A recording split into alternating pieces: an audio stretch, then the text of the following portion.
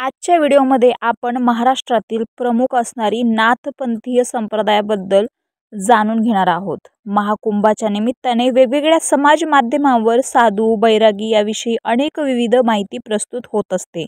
या अनुषंगाने नेपाळ सहितच्या पूर्वकालीन भारतात सर्वदूर पसरलेला संप्रदाय म्हणजे नाथ संप्रदाय। 7व्या शतकापासून सुरू झालेल्या इस्लामिक आक्रमणाखाली हिंदू धर्म जिवंत ठेवण्याचे व देशभरातील हिंदूंमध्ये सांस्कृतिक एकात्मता ठेवण्याचे अशक्यप्राय काम ह्या नाथपंथीयांनी केलेले आहे। उदाहरणार्थ महाराष्ट्रातील जवळपास प्रत्येक गावागावात दिसणाऱ्या वैष्णव धर्मांचे मूळ देखील नाथपंथामध्येच आहे।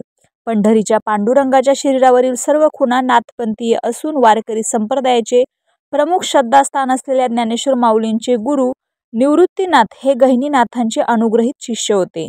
चिरंजीव असलेल्या गहिनीनाथांचे गुरु गोरक्षनाथ हे पैठणच्या एकनाथ महाराजांचे गुरु जनार्दन स्वामी हे भगवान दत्तात्रय अनुग्रहित नाथच होते। नाथपंथामध्ये मच्छिंद्रनाथ व जालिंदरनाथ या दोन प्रमुख शाखा आहेत। अनेक नाथांपैकी गोरक्षनाथ हे मध्ययुगातील महान योगी व सुप्रसिद्ध नाथ होते। माझ्या माहितीनुसार आपल्या देशात होऊन गेलेल्या प्रभावी धार्मिक महापुरुषांमध्ये आदि शंकराचार्यानंतर गोरक्षनाथांचा प्रामुख्याने उल्लेख होतो। नेपाळच्या चलनावर गोरक्षनाथांचा उल्लेख असून गोरक्षाचे नाव गोरक्षपासून तयार झालेले आहे। संत कबीर व शीख धर्माचे संस्थापक गुरु नानक यांच्या लिखाणात गोरक्षनाथांचा उल्लेख आढळतो। गोरक्षनाथांचा हठयोग पूर्ण अवगत होता। हठयोगाची मूळ प्रक्रिया म्हणजे इंद्रिय निग्रहाद्वारे मुक्ती प्राप्त करून घेणे अशी आहे। गोरक्षनाथांनी ज्या काही विषयांवर लेखन केले त्यापैकी हठयोग, प्रदीपिका, सिद्ध सिद्धांत पद्धती, गोरक्ष शतक, अमनस्क योग हे काही ग्रंथ आहेत। गोरक्षनाथ प्रणित मार्गालाच पुढे सिद्धमत, सिद्ध मार्ग किंवा अवधूत संप्रदाय अशी वेगवेगळी नावे मिळाली। तांत्रिक योग साधनेद्वारे कुंडलिनी शक्ती जागृत करण्याची उपासना सुद्धा पद्धत गोरक्षनाथांनीच मुख्यतः शिकवलेली आहे। हठयोग साधने अंतर्गत कुंडलिनी जागृतीसाठी इडा, पिंगला आणि सुषुम्ना ह्या तीन प्रमुख नाड्यांचे महत्त्व गोरक्षनाथ विशद करतात। यालाच मुक्त त्रिवेणी असेही म्हटले आहे। तसेच शरीरातील 9 नाड्यांत 9 नद्यांचा वास असतो असेही गोरक्षनाथ मानत होते।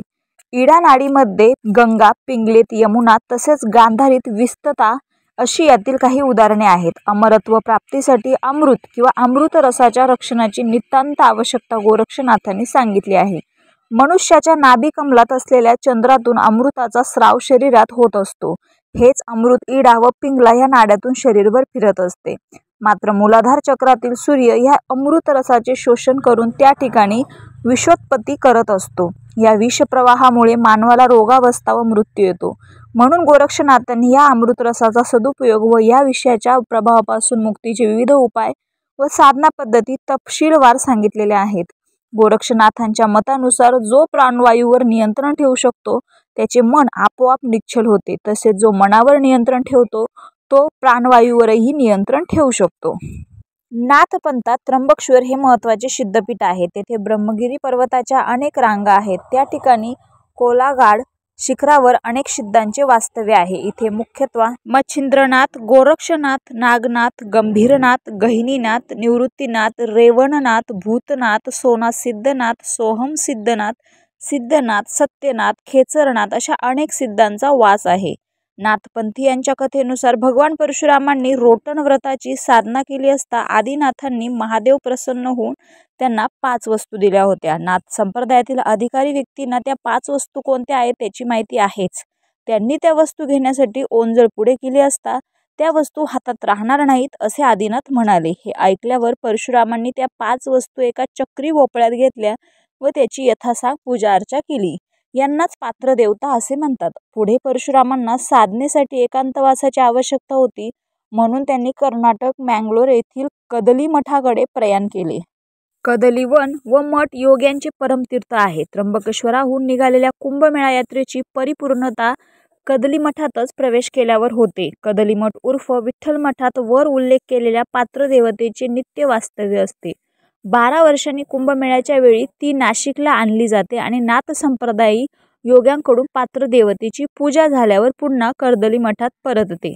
ज्या ठिकाणी गहिनीनाथांनी निवृत्तीनाथांना अनुग्रह दिला त्या ब्रह्मगिरी पर्वतावरच्या अनुपानशिला नावाच्या स्थानावर श्रावणात सर्व भारतातील सिद्ध जमतात। त्यात नाथ संप्रदायातील सर्व शाखांचे सिद्ध असतात. नाथ संप्रदायाच्या मुख्यतः 12 शाखा आहेत. त्या पुढील प्रमाणे: सत्यनाथ, धर्मनाथ, राम, नटेश्वरी, वथंड, कपिलानी, वैराग्य, माननाथ, आईपंथी, पागल, ध्वजनाथ, गंगानाथ यांचे उच्चार वेगवेगळे आपल्या जागेप्रमाणे करतात. त्यावेळी नाथ संप्रदायाशिवाय इतर कुणालाही प्रवेश नसतो. पूजेसाठी आवश्यक असलेल्या रोट म्हणजेच पदार्थ, ज्योत यांची पूर्ण व्यवस्था केल्यावर शुभ मुहूर्तावर नागपंचमीला पात्रदेवतेची स्थापना अनुपानशिलेवर केली जाते.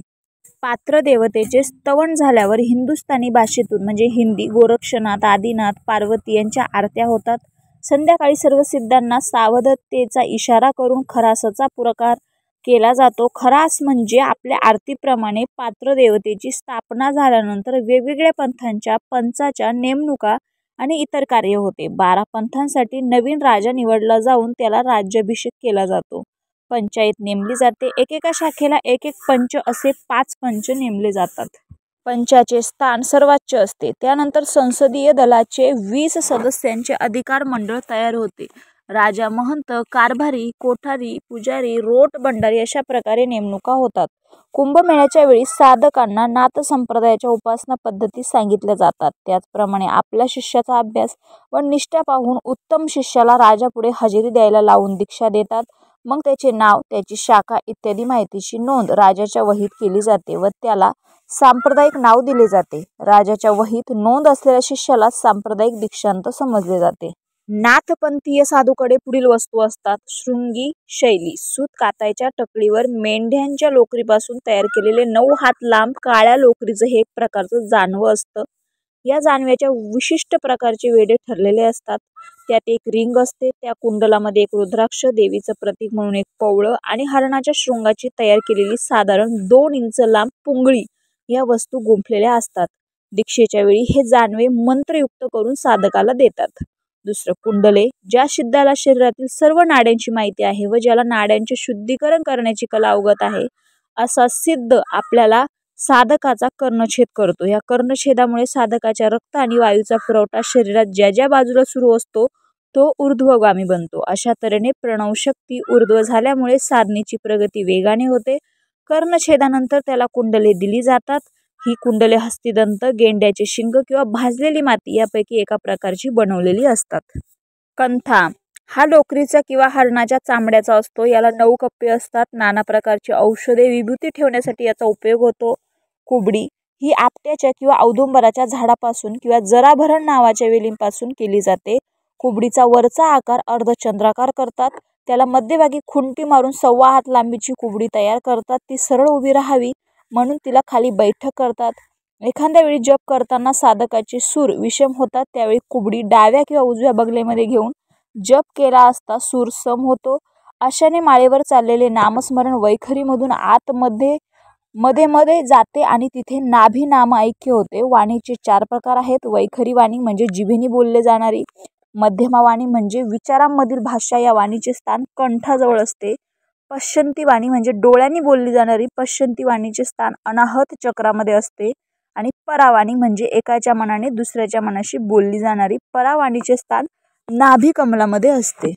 कटोरा हे भिक्षापात्र होय. हा भोपळ्यापासून बनवतात. कमीत कमी अर्धा ते पाऊणशेर धान्य राहण्या इतके हे पात्र खोलगट असते. त्यात गरम अन्न घातले तरी काही दोष निर्माण होत नाही.